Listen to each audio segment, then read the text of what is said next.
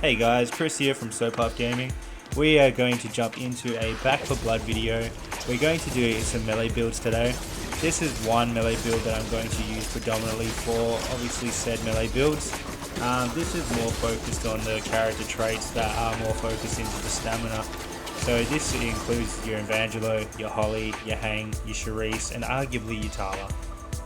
So you can do the build with any character, but however these are the characters that I would choose. But without further ado, let's just get straight into it. So this is number one. This is Mean Drunk. So straight off the bat, 40% melee damage. Your melee attacks cause clear through enemies, dealing damage in a large area.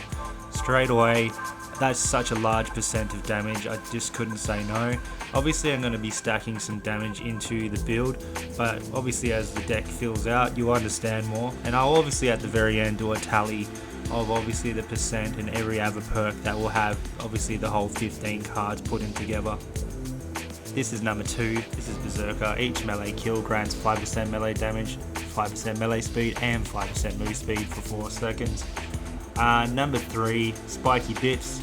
15 melee damage, 20% damage resistance while using a melee weapon, negative 15% ammo capacity.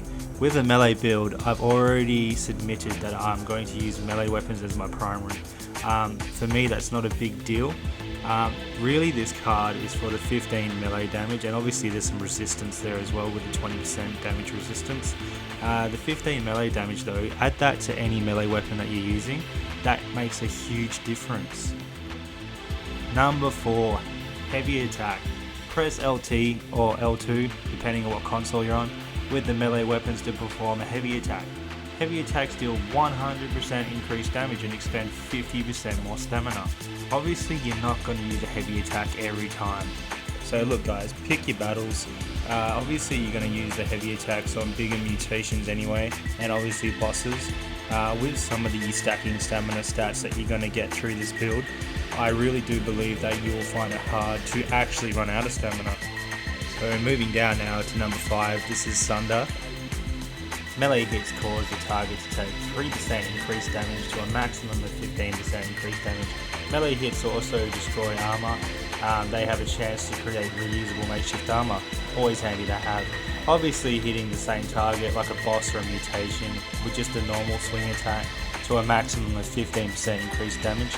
I just couldn't really say no to that. I feel like Sunder is quite a good card to have, and also not to mention the amount of speed that you're going to have with some of the other cards. You're going to reach that 15% max cap pretty quickly with most targets. So just a mental note guys, the next card Slugger and the next card Brazen, they're going to have some bow and arrow efficiency and obviously some bow attack speed within them. 100% not essential for this melee build. I have made a mental note that the bow and arrow I don't believe is actually considered a melee weapon.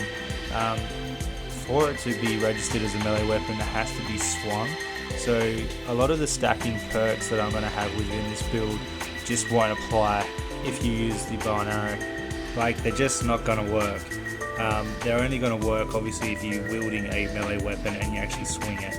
So a lot of this build is actually focused around swinging attacks, and obviously the heavy attack will be rendered useless obviously with the bow and arrow. But the only two reasons I have these two cards still within the deck is purely only because I want the 10% melee stamina efficiency and the 20% melee attack speed, and then from the Brazen card I want the 15% melee stamina efficiency and the 20% melee attack speed.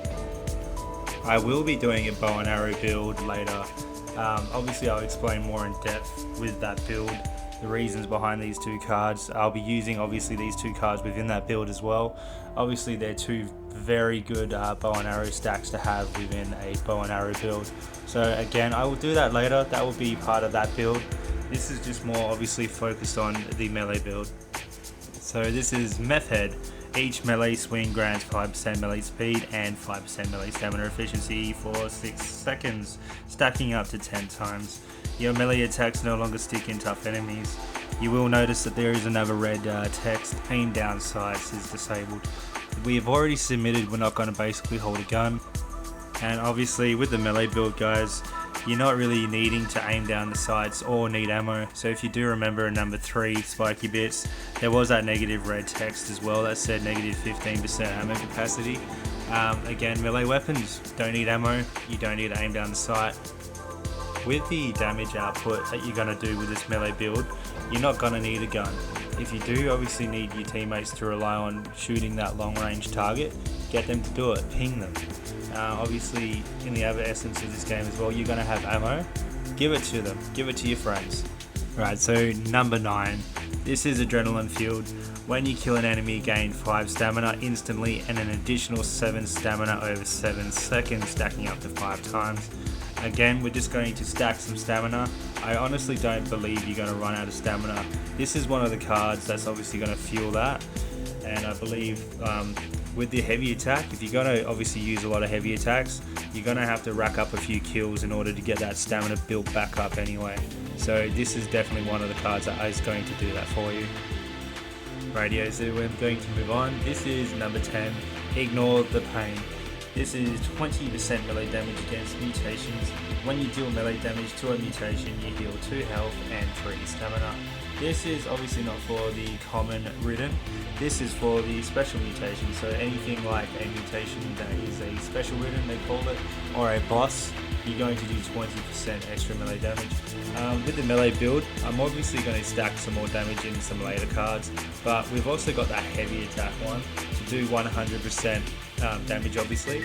Obviously think about this now against a boss, you can do a potential 120% melee damage against a special Ridden. So number 11, this is True Grit. When you take a single hit for 15 or more damage, recover 10 health over 5 seconds. Now I do really like this card, it's a good defense card. So we are going to get some health back with this obviously. I have told you to be fearless with this melee build. You're going to be an absolute warrior with the damage you're doing. So obviously you're going to take some health, aren't you? So there is a few health stacking cards in the build. Obviously you have to kill the enemies in order to get it. This one will give you 10 health over 5 seconds. This is more based for the special mutations and bosses, so they're the ones that are really going to take that amount of damage off you. But to obviously get 10 health over 5 seconds back is better than none. That is not including trauma, but we'll obviously get into that. So the next card is number 12, Battle Lust. So each melee kill heals 1 health and 0.125 trauma. In the harder settings, the trauma is quite real. In the more casual settings, you probably just want to swap this card out, you won't need it. So we're just going to keep moving on. This is number 13. This is the energy bar. This is going to give you 30% stamina regeneration and 5 extra health. So number 14, this is the cross trainers. 20% stamina, 20% stamina regen, 3% move speed and 5 more health. So we're at the end of the deck now guys. This is number 15. This is overprotective. Now you're probably thinking, what's this doing in a melee build? Now just hear me out. I have been experimenting with this. I actually do believe it has a place within a melee card deck build. So overprotective, when a teammate is within 15 meters and receives 5 or more damage, gain 20% increased damage for 5 seconds. Now I'm a melee build, I'm going to stick close to the team anyway. Not only am I going to dispatch the Ridden that's closer to us, I'm going to be surrounded by people with guns. So whenever they take 5 or more damage, which is just basically a common Ridden attack, I'm just going to do 20% off the bat for 5 seconds. And the amount of speed that I have, just lethal. You're going to be a lethal weapon. So that's it guys, that's that melee build. I do hope you enjoy it. Let me know in the comments obviously if you do use it. Let me know which card you would swap out. Even just tell me your builds, I am keen to know. So that's it for this video guys. I do hope you like this Back for Blood build. There will be some more builds in the future, but if there's anything you did like, please subscribe, click on the bells, and in the meantime please stay safe, look after each other, and thank you for watching SoPuff Gaming. Chris.